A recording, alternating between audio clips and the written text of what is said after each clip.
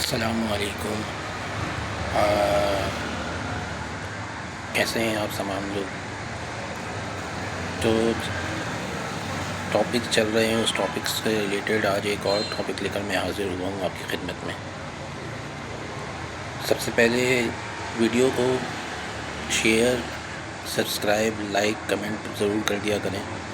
मेरे चैनल को सब्सक्राइब कर दीजिएगा। और आज हम पढ़ने वाले हैं admission of partnership, calculation for new and sacrifice ratio, case number 1। इसमें रिकन्स्टिट्यूशन की बात की जाती है। Admission of partner, change of profit sharing ratio की बात करेंगे। रिटायरमेंट और डेथ के को भी देखेंगे। इन सब में एक चीज़ कॉमन है, चेंज फॉर रेशो। रिकन्स्ट्रक्शन क्या है? पार्टनरशिप फर्म में बड़े चेंज होने वाले हैं। जब इन चेंज ऑफ रेशो की बदलती सूरत हाल को पार्टनर रिकन्स्टिट्यूशन मीन्स रेशो के मॉडिफाइड को रिक्रिएट होना भी कहते हैं। आसान लफ्ज़ों में रिक्रिएट हो रहा है, रेशो नया रिक्रिएट हो रहा है। एडमिशन, हमारे फर्म में नया पार्टनर ऐड हो गया, क्या मतलब कि प्रॉफिट पार्टनर में हिस्से भी भागेगा। जब नया पार्टनर आया तो जाहिर सी बात है कि वो पार्टनरशिप में अपना हिस्सा भी मांगेगा और वो नए रेशो पर डील होगा। किसी को हिस्सा कम दिया, किसी को ज़्यादा, पर अब 4-5 साल हो गए हैं तो रेशो में तब्दीली आएगी। पार्टनरशिप एग्रीमेंट के अंदर चेंज आएगा और जो फ्यूचर में तीनों को equal share of ratio distribute किया जाएगा। 2 लोगों की कैपिटल लिमिटेड होगी।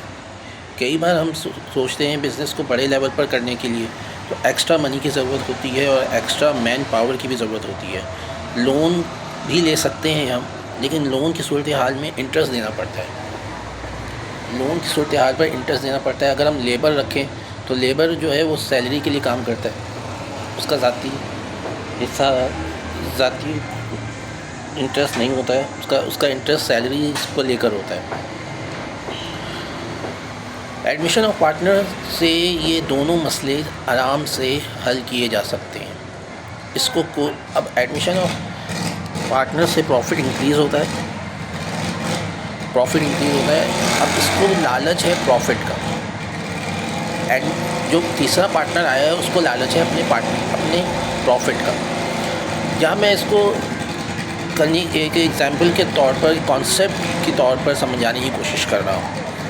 ए, बी और सी न्यू पार्टनर है। पहले ए और बी 50-50% बिजनेस में प्रॉफिट शेयरिंग कर रहे थे। अब जब सी आया है तो उन्होंने ये डिसाइड किया कि सी को हम 20% देंगे, तो 10% ए से रिलीज़ हो जाता है और 10% बी से कम हो जाता है। जब भी क्रिकेट शेयर किया जाता है तो वो ओल्ड पार्टनर्स के शेयर पर अटैक करता है। एडमिशन करने तो नुकसान हो गया, लेकिन ऐसा नहीं है, कैपिटल में फ़र्क नहीं आता है, कैपिटल इंक्रीज़ होता है। ये जहन में रखें कि मैं यहाँ पर आपको अभी पहला केस समझा रहा हूँ, calculation of new and sacrificing ratio. कहीं पर गेन होगा, कहीं पर सैक्रिफाइस होगा रेशो। टोटल इनकम 5 लाख है और डिस्ट्रीब्यूट हो रहा है 2.5 लाख, 50-50% के अगेंस्ट। लेकिन जब 3 पार्टनर आ गए तो 9 लाख कैपिटल हो गया। वो अपना कैपिटल भी साथ लेकर आया है, 9 लाख कैपिटल हो गया। 3-3 लाख अब डिस्ट्रीब्यूट हो गए 33%। एक रोटी है जो पहले इस छोटी साइज़ में थी, जब 3 लोग खाएंगे तो बड़ी साइज़ में हो गए। वो एक रोटी 3 लोग खा रहे हैं तो उसका साइज़ भी बड़ा होगा। एडमिशन करना पॉजिटिव रहता है। Calculation for new and sacrificing ratio, इसमें मैं आपको पहला केस समझाने जा रहा हूँ। लैंग्वेज का फ़र्क आता है, फॉर्म। तो ये समझ लीजिए कि ये केस फॉर्म है। फॉर्म ऑफ न्यू रेशो के अंदर फॉर्म माने से, ऑफ का और सर्टन फिक्स रेशो पक्का।